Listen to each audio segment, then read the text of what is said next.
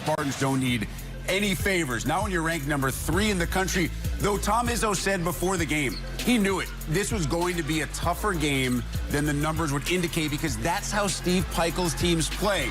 But this is what you're talking about, Robbie. You can't miss these shots. You just got to, I mean, you're at the rim. You know, you look back at the final score, you lose by 10. You're right there. You miss 6, 8 points from just easy bunnies. Missed opportunities there for Rutgers. 17 of 66 from the field. And how about Miles Bridges? I mean, a volume shooter on this night, but Michigan State needed him to be. But he carried the team. And I think if you look at, we talked about the depth in the open, but tonight, the depth wasn't really there until the end of the game. We saw those guys finally get going, but Miles Bridges, you know, he just got it done. Making threes, got himself a couple open ones to start. Thought he really used that to get himself going and make some tougher shots. shots. Bunch of threes in the first half. He'd finished with 21. In transition to Sean Freeman for 2, but Freeman just 3 of 10. Under 2 to play in the first half. That's a beautiful move from Geo Baker. We are tied 26 all at the half. Second half, Spartans up by 3. Joshua Langford, who took 20 shots in this game, misses that one, but Jaren Jackson is there for the putback dunk. Can't teach height. Michigan State up by 5. Scarlet Knights still down by 5. Corey Sanders, nice crossover, step back 3. 2-point ball game, 8 minutes to play. Still a 2-point Michigan State lead with 6 to play. It's Jaren Jackson kind of growing up a little bit in this one. Well, you know, Tom Izzo got into him in this game. Took a bad 3.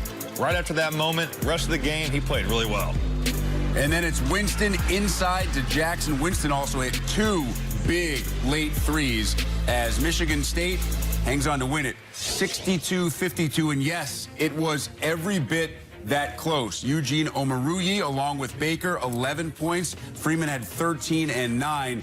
Bridges and Langford, yes, they combined for 36 points. They also combined to take 37 shots. It's a win, but there will be plenty to work on for Tom Izzo, who took a moment to chat with John Crispin after the W. Coach, before the game, we talked about how much of a grind this was going to be. How good does it still feel to walk away with a win?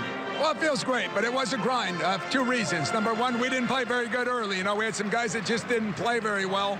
And 2, they played well.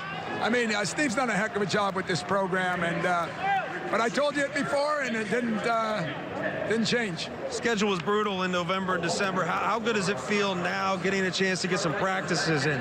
Well, that's going to be the big thing for us. I mean, we did not get many in the last couple of weeks, and you know, just the way it went, everybody's going to have those kind of days. But it was no excuse for why we looked so slow early, you know, and that was disappointing. But hey, give credit, you know, like Cassius started out so bad, made 2 big threes at the end, mark of a good player, you know, and we got to do a lot of things better, but I'll take a win on the road under these circumstances, under what we've gone through. Proud of my team. All right, thanks a lot, Coach. Best of luck.